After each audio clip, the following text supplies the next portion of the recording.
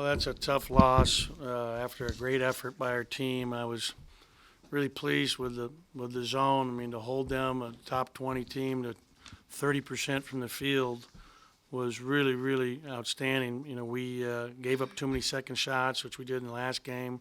A number of long rebounds. You look at the different. They had 13 more shots at the basket tonight than we did, and it comes down to three more turnovers than them, and just too many offensive rebounds in the second half. I think they had 13, and yet we're right there. You know, we have a chance to get a stop, and we get a foul with 2 minutes to go. I got to go back and see the play where IJ's blocking out Caruso. That was a key juncture right there where the layup with the game tied with 40 seconds to go. I mean, you know, that was really frustrating because our zone's been so good not giving up those layups along the baseline. That's where Jones, when we talked about, he's always down there low. And the one guy that really, you know, took over for them was obviously Caruso. I mean, you look at his line, he's got, 11 points, 7 rebounds, 8 assists, 1 turnover in 37 minutes. And really, really played great for him down the stretch when some of the younger guys weren't, I thought our crowd was terrific tonight. I thought the crowd here tonight was outstanding, really motivated and, was enthusiastic for our team and really got behind us and disappointed for them.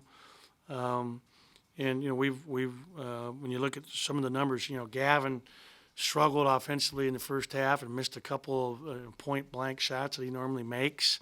And then I think he settled down in the second half and played much better. He had 15 and 9 in the second half.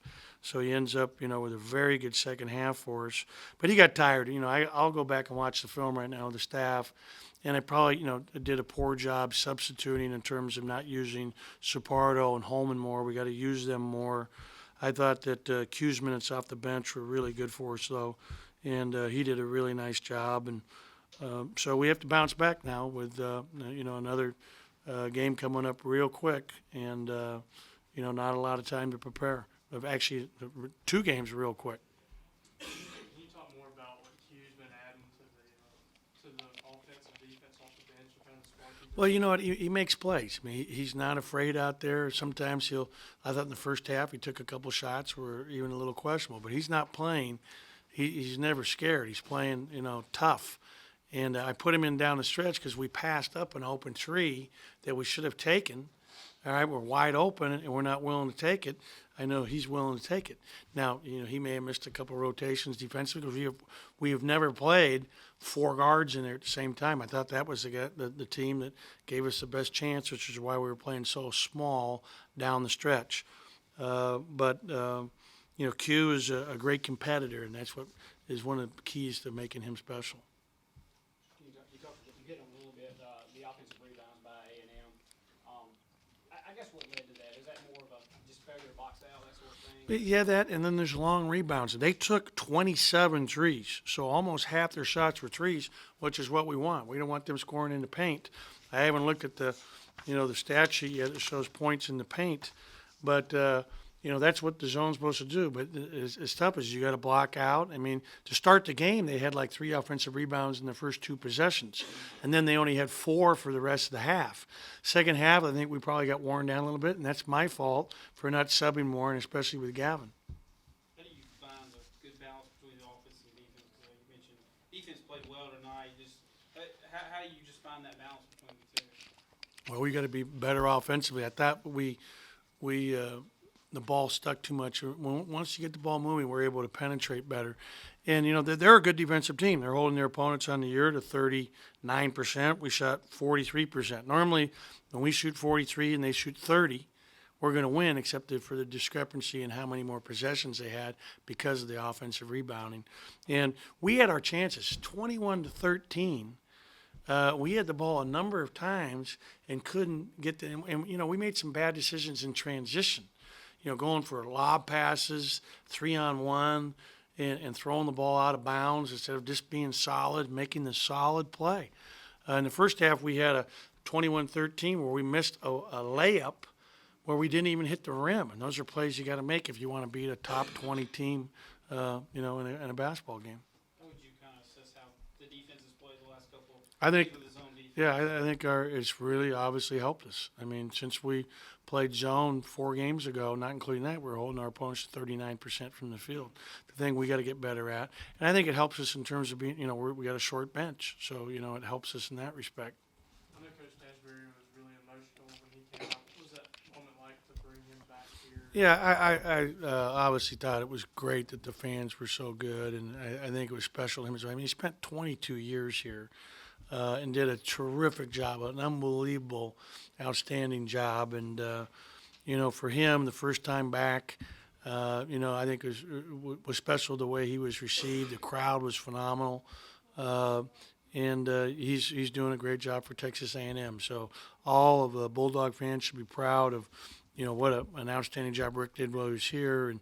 And happy for his family. He's back in coaching, decided to come out of retirement. And, he's going to be around a long time. He'll end up with another head job here probably at the end of this year would be my guess. What is it about the zone that has improved so much that it's causing teams to kind of struggle from the zone? Well, I think part of it was that, they missed some shots early and then you start feeling a little tighter. I think we're just getting better at our rotations. We're getting better at staying, we tweaked things a little bit with these guys, and we got to continue to tweak it depending on their personnel and the things we're doing. But, part of it is just committing to it. Once we've committed to it, that's what's really helped us is full time. That's what we're trying to do. And, I have no complaints other than the second shots with our defense tonight. And, I thought our guys played really well. We just got to do a better job rebounding. How much will you lean on your veterans with the 2 games?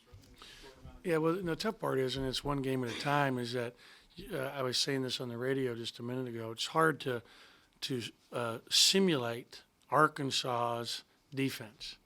I mean, no one else in our conference plays like that with that trapping, pressing, doubling. So we're gonna practice real hard but we're going to have to make plays and be aggressive offensively. And when they're trapping you, you got to be able to take care of the basketball, and we've got to do a good job of that come Saturday afternoon. Have you ever coached in Cold I have. I was there one of the first years. Nolan was still the coach. It was in the NIT when I was at Northern Arizona. It was a great crowd, unbelievable atmosphere, and obviously they play really well at home because of the great atmospheres, along with being a really good team and a well-coached team by Mike Anderson. You said kind of a couple times, self-described man-to-man lover of defense. What's been the most difficult aspect of trying to teach zone and implement that? It hasn't. I knew that this might be a possibility in terms of our numbers, so it's something I'd been thinking about going in, but I think it's helped us. Like for example, Gavin tonight, has how many fouls? Ends up with 2 fouls. We only had 14 fouls.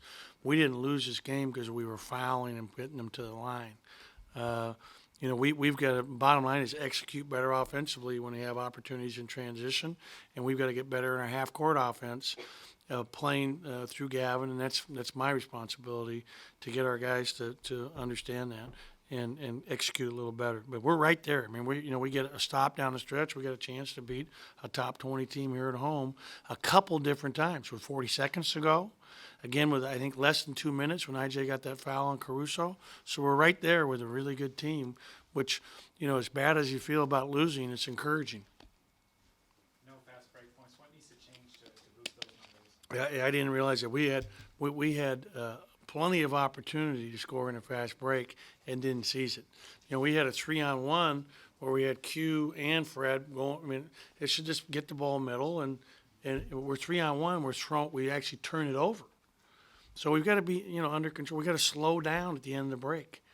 And I'll go study the film right now, and I can answer that even better for you next time I see you guys.